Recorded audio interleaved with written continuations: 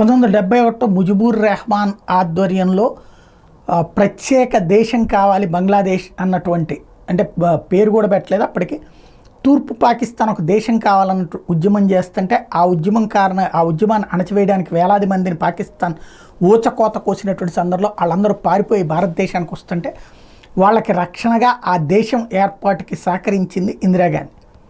ఆ తర్వాత 71లో దేశం ఏర్పడితే బంగ్లాదేశ్ ఆ ముజిబుర్ రెహమాన్ నాయకత్వంలో ప్రభుత్వం ఏర్పడితే 4 సంవత్సరాలు, కరెక్ట్గా 4 సంవత్సరాలు అయ్యేటప్పటికీ ఆ ముజిబుర్ రెహమాన్కి వ్యతిరేకంగా ముజిబుర్ రెహమానే నియమించినటువంటి సైనికాధికారులు తిరుగుబాటు చేసి, పాకిస్తాన్ ప్రోద్బలంతో తిరుగుబాటు చేసి అక్కడ విధ్వంసం సృష్టించడం కాదు, ముజిబుర్ రెహమాన్ కుటుంబాన్ని 18 మందిని ఊచకోత కోశారు.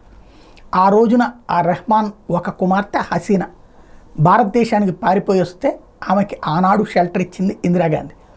6 నెలల పాటు ఇక్కడే ఆమె ఎక్కడుందో కూడా ఎవరికి సమాచారం అందనీయకుండా జాగ్రత్త పడింది ఇందిరాగాంధీ.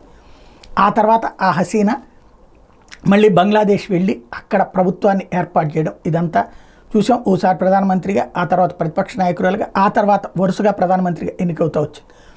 ఇప్పుడు హసీనా మళ్ళీ పారిపోయి ఇండియాకి రావాల్సి వచ్చింది. ఆమె ప్రధానమంత్రిగా ఇన్నేళ్లు చేసిన తర్వాత పాకిస్తాన్ చేసిన కుట్రతో జరిగినటువంటి అతిపెద్దదైంది చైనా పాకిస్తాన్లు సోరోస్ కలిపి చేసినటువంటి కుట్రతో.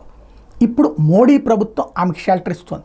బ్రిటన్ ఆమెకు షెల్టర్ ఇవ్వడానికి నిరాకరించింది. నిన్నే చెప్పుకున్నాం మనం అది. అదే సందర్భంలో ఇప్పుడు అమెరికా వీసా పునరుద్ధరించింది కాబట్టి అక్కడికి వెళ్తుందా లేదా ఇక్కడే ఉండిపోతుందా? ప్రస్తుతం అయితే ఆమెకి ఎక్కడుందో ఎవరికి సమాచారం ఇవ్వకుండా ఆమె ఒక చోట ఉన్నట్టుగా ప్రచారం చేస్తూ ఆమెను అక్కడి నుంచి అజ్ఞాతంలో ఉంచారు. పూర్తి రక్షణ అన్నటువంటిది మోడీ సర్కార్ కల్పిస్తోంది.